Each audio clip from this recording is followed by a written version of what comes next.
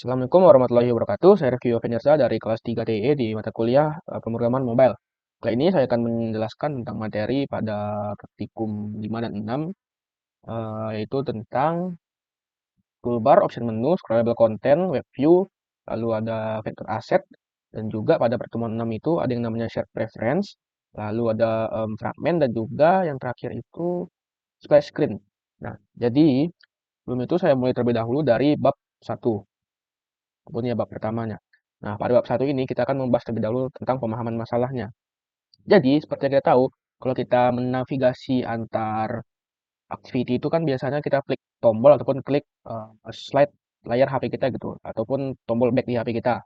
Nah, sekarang agar lebih memudahkannya, kita cukup dengan memahami yang namanya itu toolbar. Kemudian juga ketika kita ada mengatur sesuatu itu kan ribet ya gitu, bolak-balik ke halaman awal gitu untuk settingnya. Nah, maka untuk itu kita perlu pemahaman yang namanya itu option menu. Lalu, selanjutnya itu ada masalah di mana ketika kita itu ingin menampilkan sebuah situs web gitu. Jadi kita tidak perlu ngedesain ulang di Android-nya, maka kita cukup mengambil langsung dari web tersebut tanpa mendesain ulangnya sehingga kita perlu yang namanya itu web view. Dan juga masalah selanjutnya adalah ketika kita ingin mengambil gambar gitu ya. Ketika kita ingin mengambil gambar dari suatu web, cuman itu gambarnya resolusinya pecah-pecah ataupun kayak kita capek gitu ya bolak-balik untuk nyari gambar terus kita tempel ke dalam Android Studio terus kita cari lagi gitu. Nah, sekarang untuk lebih mudahnya itu ada yang namanya itu vector asset yang nanti akan dibahas. Kemudian ada juga yang namanya itu scrollable layout ataupun scroll view ya namanya. Jadi dengan scroll view ini kita bisa men-scroll konten itu yang masalahnya itu adalah ketika kita ingin melihat informasi yang panjang itu otomatis terpotong karena memang dari layar HP-nya ketika kita set apa namanya itu constraint layout itu akan nyangkut ke masing-masing constraint-nya dan juga ketika tulisannya itu ataupun kontennya itu penuh maka dia akan terpotong seperti itu. Nah, lanjut di pertemuan 6 itu ya ada yang namanya itu shared preference ataupun masalahnya itu adalah ketika kita ingin menyimpan data gitu, cuman, ketika kita untuk aplikasinya, kita harus masukin lagi datanya gitu. Nah, untuk itu ada yang namanya set preference untuk menyimpannya. Lalu yang selanjutnya itu ada splash screen gitu. Jadi ketika kita ingin menampilkan kita ingin memproses sesuatu di server ataupun di backend-nya. Nah, kita itu, biasanya ada, tampilan loading ataupun ada yang namanya itu splash screen untuk mobile, yang mana splash screen ini sebuah desain desain halaman ya. Lalu nanti, masalah selanjutnya adalah masalah di mana ketika kita itu, ingin menggunakan activity tetapi dengan fungsi yang sama. Kan nggak mungkin gitu kita membuat activity banyak-banyak dengan fungsi yang sama dan itu tidak efisien. Nah, oke selanjutnya, ada di, error yang dialami ataupun sebelum itu kita masuk ke, apa namanya itu, keputusan desain. Nah, di sini saya menggunakan ada beberapa activity tambahan yaitu ada article activity, lalu ada gallery activity, lalu ada, splash activity dan juga ada tentang ada umpan balik activity. Nah, di sini saya juga menambahkan beberapa toolbox di masing-masing activity agar navigasi itu tetap terjaga. Lalu juga saya juga menambahkan namanya itu option menu di di web view gitu ya agar kita bisa melakukan search di situ. Nah, kemudian ada juga yang namanya itu penggunaan scroll view gitu yang hampir rata-rata itu di konten-konten yang panjang saya gunakan. Nah, mungkin untuk penjelasan desainnya seperti itu dulu ya. Kita bisa lihat juga di sini rata-rata juga sudah semuanya itu menggunakan scroll view. Tuh di atasnya ada sorry, misalnya toolbar gitu. Seperti itu. Ini juga tampilan flash screen tentang juga seperti ini. Oke, kita lanjutkan saja ke selanjutnya itu error yang dialami. Nah, untuk error sendiri itu saya mengalaminya ketika saya ada salah penamaan variabel. Di mana itu kalau nggak salah di activity sini. Nah, seharusnya atau sebelumnya saya membuatnya itu seperti ini, fragment kontainer gitu ya, yang nama default dari ID-nya, yang sudah saya copy sebelumnya gitu. Jadi karena memang kurang teliti gitu, jadi saya terbuat seperti ini. Seperti ini. Nah, harusnya itu kan kita mengikuti ID dari binding-nya, yang mana di binding ini tidak ada yang namanya itu fragment kontainer. Bisa kita lihat dari umpan balik kontainer ini. Activity di sini, sorry, di sini. Nah, nama frame layout-nya itu fragment umpan balik kontainer. Jadi, ketika saya ubah di sini, saya lupa mengubah di sini, sehingga ya terjadi error seperti ini dan ketika kita jalankan juga error harusnya ya. Wah, unresolved reference. Nah, oleh karena itu saya mengubahnya ke fragment umpan balik kontainer kembali. Seperti itu. Lalu untuk kesulitan ataupun masalah yang saya dapatkan selain dari sini dan saya dari error ini yaitu ketika saya mencoba untuk import aset vektor ya, seperti yang ada di sini. Ini di drawable ketika kita ingin membuat vektor aset baru. Nah, sebelum itu saya hanya terbatas gitu, nggak sebanyak ini dari vektor yang ditampilkan. Ini kan banyak ya, kita scroll-scroll ke bawah juga masih mulut ya. Nah, kenapa? Karena di sini sebelumnya itu yang muncul cuma sedikit hingga tidak ada peringatan apapun gitu. Sehingga saya bingung dan setelah saya explore, saya cari-cari, ternyata kita itu butuh yang namanya itu update dari SDK, dari tools SDK Manager. Nah, di sini nih harusnya tuh di sini ada update tadi. Seperti ini kan install semua nih udah. Nah, kalau ada update tuh tulisannya di sini update available. Setelah saya cek ternyata memang saya belum update di SDK-nya dan setelah diupdate baru muncul untuk vektor asetnya. Lalu untuk selanjutnya adalah di beberapa desain gitu ya. Termasuk di bagian nih ulasan nih. Oh bukan bukan di ulasan, ya di umpan balik sorry ya di sini. Di sini ada beberapa saya otak-atik gitu tombolnya yang sebenarnya itu belum saya pahami juga. Terutama di bagian linear layout itu nih yang juga sudah saya gunakan dan setelah saya baca bahasa ternyata linear layout ini berfungsi sebagai menampilkan elemennya ataupun komponen itu dalam satu baris gitu sehingga dia linear gitu ya horizontal ditampilkannya. Nah itu juga saya baru tahu dari linear layout ini dan juga orientasinya juga bisa diubah gitu ya menjadi vertikal ataupun horizontal sesuai dengan keinginan kita gitu. Nah lalu itu yang saya explore tadi gitu. Lalu lanjut ke bab 2 itu pembahasan materinya. Yang pertama itu akan bahas terlebih dahulu dari toolbar dan option menu ini digabung aja karena toolbar ini sejati itu ya option menu ini sejati itu bergabung dengan toolbar.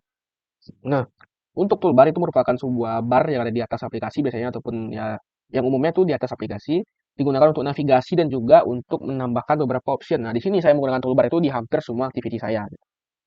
Seperti di sini.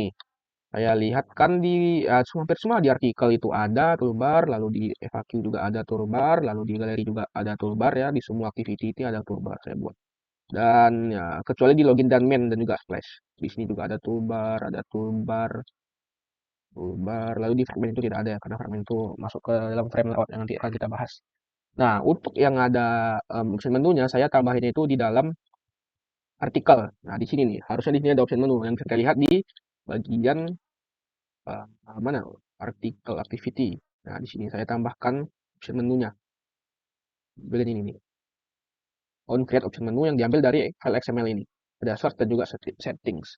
Nah, lanjut ke bagian scrollable content itu saya gunakan di bagian artikel, oh bukan artikel, FAQ gitu ya. Nah, ini walaupun konten sedikit, cuma nanti ketika kontennya banyak, saya bingung gitu gimana cara nampilnya. Jadi ditambahkanlah namanya itu scroll view agar ketika kontennya itu banyak, dia bisa scroll ke bawah gitu. Dan ini karena FAQ sedikit, maka dia ya tidak menampilkan banyak. Lalu untuk selanjutnya itu ada di galeri di hitung volume ini ya, juga saya menggunakan scroll view tuh. Agar nanti layout itu menjadi bisa di scroll walaupun nanti ada bagian-bagian yang terpotong. Di masing-masing HP kan ukurannya beda-beda. Mungkin ada HP yang segini kecilnya kan. Nah, terus nanti bingung dong gimana tuh nih ada yang kepotong kan. Nah, jadi dengan ada scroll view dia bisa di scroll gitu. Itu juga saya tambahkan di bagian tentang juga ada scroll view di sini. Lalu ada umpan balik, oh bukan, di tentang ya tadi. Selain yang ada fragment sih saya buat di tentang, di hitung volume, galeri di FAQ dan juga di hitung volume tadi ya. Tentang tiga inilah nih yang saya gunakan. Nah, lanjut ke bagian selanjutnya itu web view. Di sini saya gunakan web view itu di artikel sini untuk menekan sebuah artikel tentang kolam renang. Lalu juga di sini saya gunakan artikel di bagian media video yang kalau tidak salah di sini. Nah, ini di sini harusnya dia menampilkan video dari link YouTube. Bisa kita lihat di sini untuk media video. Ini dia ngambil dari link ini menggunakan web view. Lalu untuk yang artikel dia mengambil dari link ini untuk URL-nya. Oke, mungkin ya itu lanjut dari web view lanjut ke bagian vector asset. Nah, di sini untuk vector asset saya mengimport beberapa gitu. Ada arrow back, arrow forward dan juga ataupun icon tambah. Nah, cuma yang saya gunakan tuh hanya dua di sini. Yang sebelumnya saya ingin menggunakan arrow forward, cuman karena ada suatu lain hal, jadi saya tidak menggunakannya karena memang tidak diperlukan ternyata ya. Saya import karena memang ada back harusnya ada forward kan, cuman karena belum dipakai forward jadi saya biarkan. Nah, itu untuk yang digunakan itu ada dua itu add dan juga arrow back. Nah, yang dimana arrow back ini saya gunakan di ya hampir di semua toolbar ya itu arrow back bisa kita lihat di sini. Dicoba ambil contoh tadi di FAQ.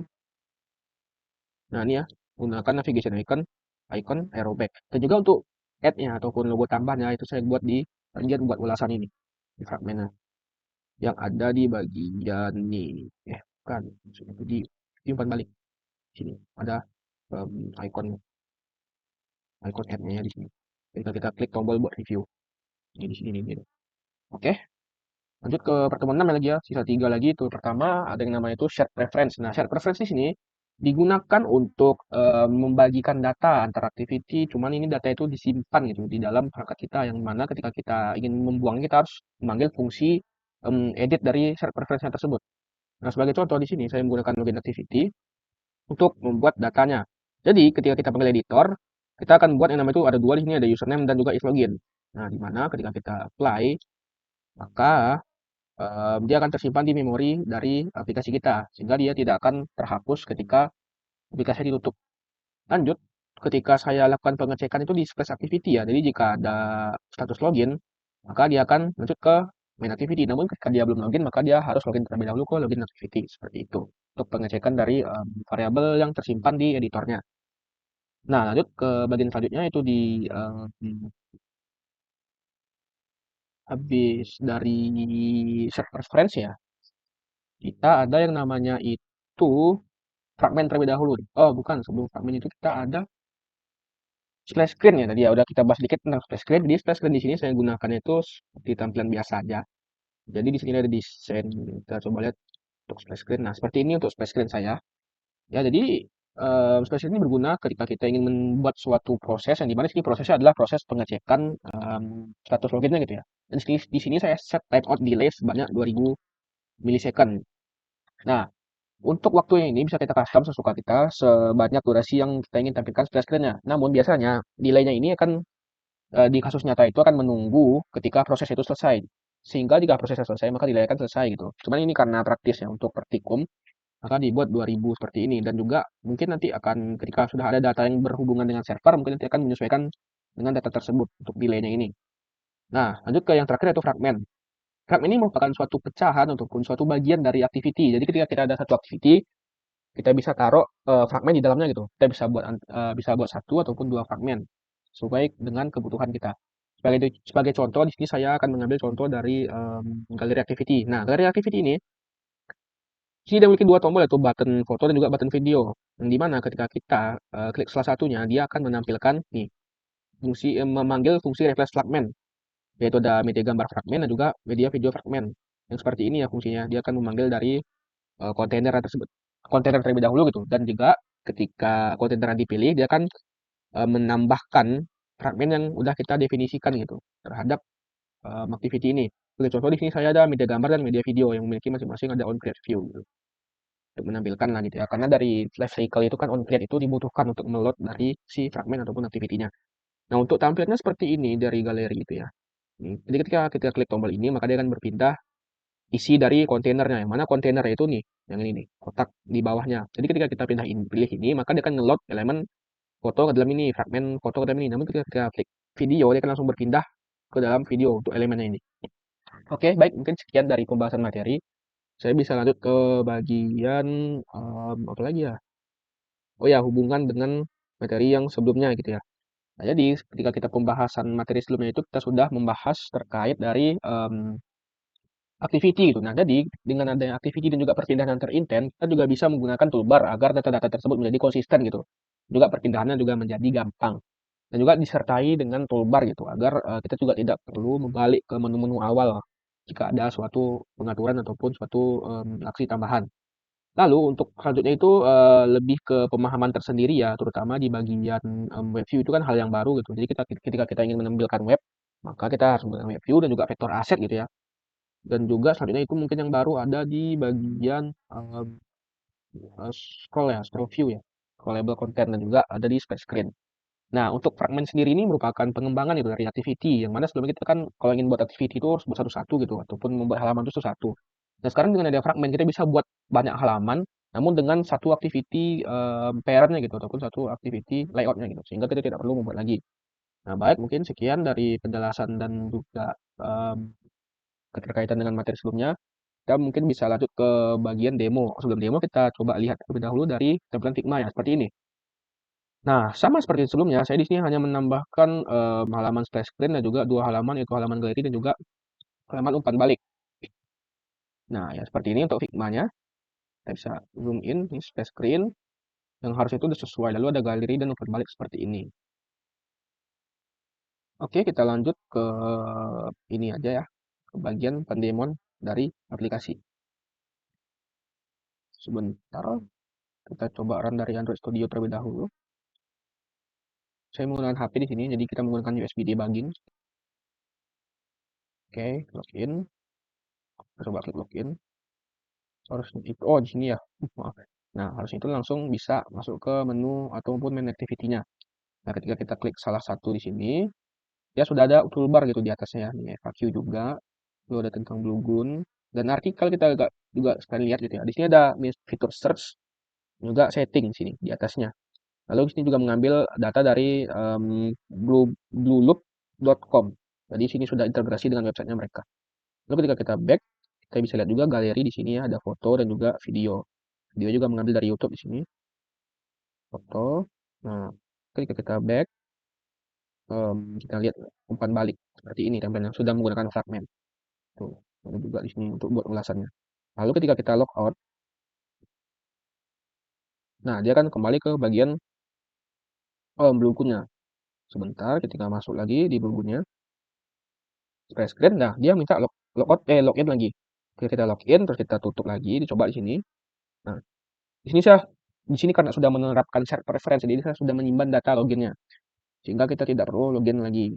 Gitu. Baik, sekian untuk penjelasan materi dan demo aplikasi project saya kali ini. Jika ada salah atau kurang, mohon dimaafkan. Wassalamualaikum warahmatullahi wabarakatuh. Terima kasih semuanya.